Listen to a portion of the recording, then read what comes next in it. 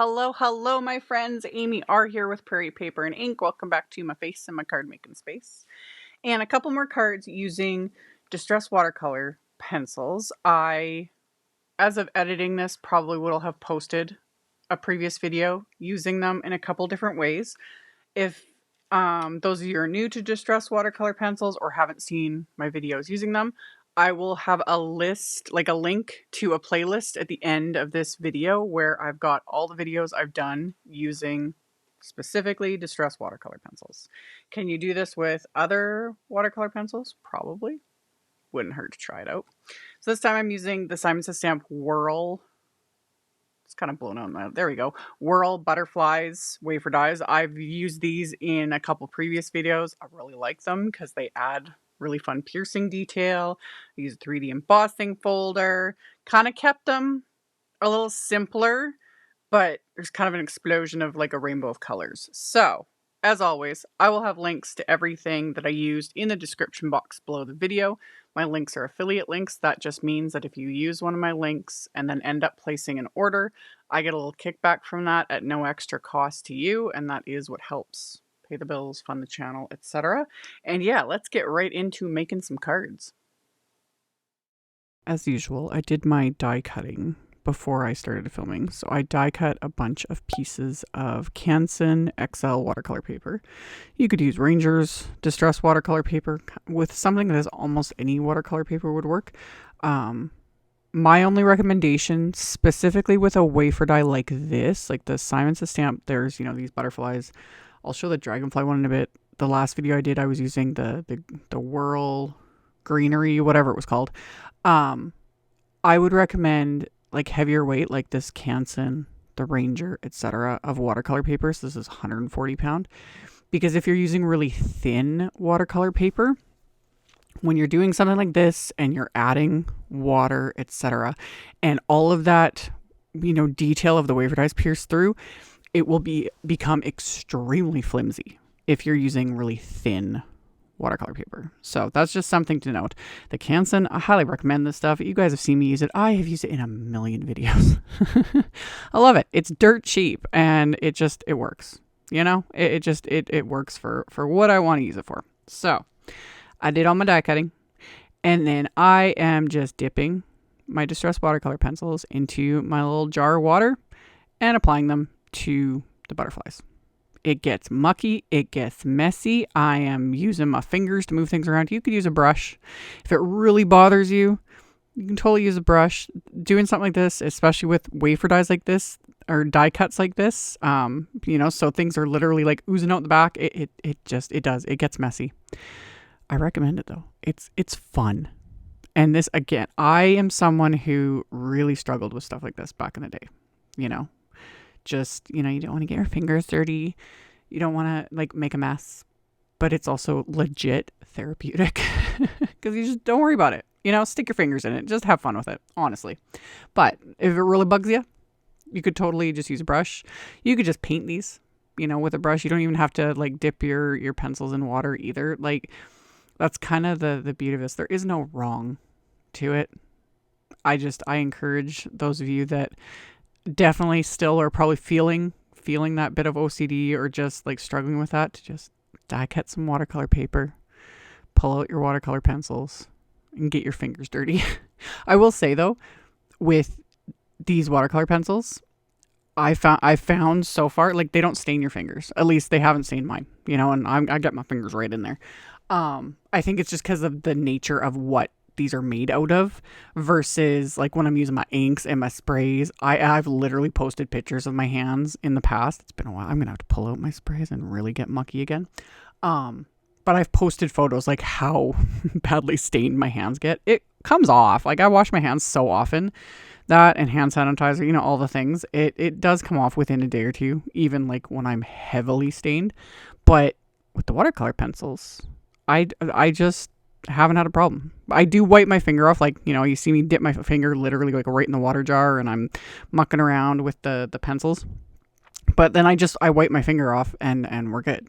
So yeah, just things to note because I know, but it is kind of fun, to just experiment and just play with it, see what happens. So I listed the colors there at the beginning that I was using. That's also part of it, to just kind of sit and experiment with like different color combos, that sort of a thing. It is fun. And like I mentioned in my previous video, because now that I'm doing the voiceover, I did post that other video already. The thing to remember with doing specifically something like this, specifically with these watercolor pencils, is the longer you're working with them in one session, just remember that like that water is soaking in to those pencils. Like you can see it's starting to leave like residue on my desk. Like I'm not worried about it. It's fine. Like I said, it gets messy, but just keep that in mind so that you're not like really throwing around your pencils, or even when you go to apply them to whether it's your die cuts or a background or whatever, that the more they've been like, you know, dipped in water and just sitting there, they're starting to soften, you know, because the water's starting to absorb. So that's just something to just keep in mind so that you don't end up, you know, tossing them off to the side or something when they're still like fairly saturated with water, and like just more than anything, they'll make a mess. I'm not like gentle with these things, but yeah, those are my random thoughts on all of this while I sat and mucked with the colors and just have fun, really. So between sort of batches, I was just wiping off my desk, whatevs, and I was just setting all of these aside to dry. Once they were dry, I decided I wanted to make them sparkly as well, because why not? So I put them in my splat box, and I pulled out my sheer sparkle craft spray. I showed this in my most recent live stream. I've had this stuff, and I've shown this in previous videos. I haven't used it in forever until like a week ago, and I was reminded of how beautiful this stuff is. Love it. Need to order more, because this bottle, I have used up a good chunk of it. But yeah, I've been using this stuff for over a decade. The bottle itself isn't a decade old, but I've had it for a long time. So I sprayed all these. I put them in my splat box, sprayed them with the craft spray. I then removed them from my splat box, only because my splat box has like literal years and years and years layers of splatter and crud and everything. And when I'm spraying a bunch of stuff like this, it kind of reactivates a lot of that, and it starts turning into sludge. And then if we leave the die cuts sitting in the splat box to dry, they'll start absorbing that literal sludge. So I just put them on a hardboard, let everything dry. And then at the end of the video, I'll turn the flashlight on my phone, and I'll show you guys how like ridiculously sparkly these are, because that just makes them even extra special fun. So I then, and I've shown this in, I think, the other videos I've done using these butterfly wafer dies. I used the Whirl Dragonfly wafer die, but just for the body. When I was doing all my die cutting before I started filming, when I was die cutting the butterflies, I was also using the Dragonfly wafer die and just running that through at the same time with scraps of black cardstock. So that way I've got the little bodies that I can add to my butterflies just 'cause it's cute. And then I just showed there with my scissors, I just trimmed them down shorter so that they look more like butterfly bodies. And then I adhered them into place with craft tacky glue. And this is where it comes in handy, having multiple sets of reverse tweezers, because I've mentioned this in other videos. When you only have one pair of reverse tweezers, they disappear. But when you get multiples, they just hang out together, and I have not lost a pair since.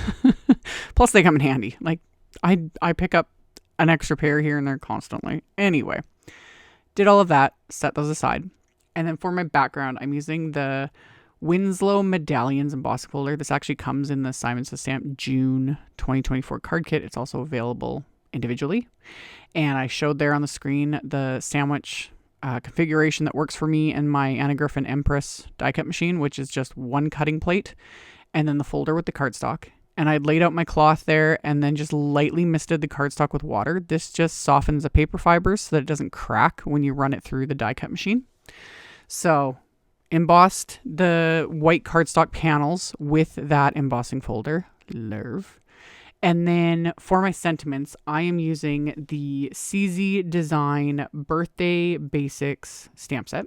And I just grabbed a scrap of white cardstock and you used my anti-static powder tool on that. And the anti-static powder just helps keep the embossing powder from clinging to anything other than the stamped image or sentiment. And then I stamped one of the sentiments from the set with VersaFine Clair Nocturne ink, and I'm coating that with some detail clear embossing powder. This doesn't need to be heat embossed like this ink, but it takes a while to dry, and it's basically guaranteed if I stamp a sentiment with that ink, I'm going to smear it. It doesn't matter what I do. I manage to smear it. So I just heat emboss it. It saves me the aggravation. Plus it does add that a very subtle, the shine. So after I heat embossed the sentiments, I use the coordinating wafer dies to die cut them. And I also die cut more scraps with that same wafer die, and I'll come back to that in a minute. And then while I had the stamp set out, I am also going to stamp another sentiment onto the inside of the card from that same set, and using the VersaFine Clair Nocturne ink. And then this I set aside and let it dry for a bit. So I'm just going to stamp the sentiment. I'm keeping the insides simple. I was originally going to add an extra butterfly to the inside, and then ended up like cramming all the butterflies on the fronts of the cards. So I kept the inside very, very plain for me, So everything is now dry, good to go. I'm going to adhere the 3D embossed backgrounds to the card bases. I decided not to trim it down, because it's white on white basically, so I'm just keeping it simple. So I adhered the embossed card fronts to the card bases with my craft tacky glue. And then once these are adhered into place, and same thing, I left it for a couple minutes, let the glue dry. And then I'm going to, like I said, cram all the butterflies onto these card fronts. So I just applied glue just behind the bodies. So it just builds natural dimension, because the wings, because of the piercing detail and all the watercoloring I did, etc., like they're naturally kind of curled up. And off camera, I actually just stuck magnets on top of, because my work surface is magnetic. I just stuck my magnets on top of the bodies to hold them in place and let the glue like fully dry, and then they're good to go. And for the sentiments, I just backed the heat embossed sentiments with one more die cut. It just gives it that little extra something. And then I'm going to use just the teensiest bit of like thin foam strips on either side of the back of the sentiment, and then put a little bit of glue, because I'm going to pop these right on top of the cluster of butterflies. So the foam tape just evens everything out so that it lays like flat. So I did that with my sentiments. And then of course I was going to add a little bit of bling. And for that, I'm using the Simon Says Stamp Starshine Confetti, which stuff like this is just a must-have. It goes with everything. So I went heavy-handed with the bling instead of doing like a triangle of 3 plus 2 more that I usually do. I stuck a whole bunch, just following the cluster of the butterflies, just kind of tucking them in here and there all along both of these cards, because go big or go home. It's a birthday card. It's fun. So once I was happy with my placement, I adhered them into place again with just craft tacky glue, and then I'll repeat the same thing on the second card, which I didn't bother filming because it's redundant. And then once these are adhered, let the glue dry, and these cards are complete. So now I can show you guys the sparkle, because it's super fun, because this is nice, but then you see the sparkle and it's like, okay, love, how fun. So hope you guys enjoyed. Like I said in the intro, I will link to the Distress Watercolor Pencil playlist that I have. I'll also post a direct link to that other video I mentioned. Those will be in the end screen at the end of the video for those that want to check it out. And then below the video in the description box, I'll have a link to the blog post, the supply list, links to all the things. You can check that out below if you're interested. Thank you all so very much for taking the time to watch my videos, for thumbs upping and commenting. It helps a ton, and I very much appreciate it. Subscribe if you haven't. I'd love to have you, and I will see you all very soon in the next one. Bye.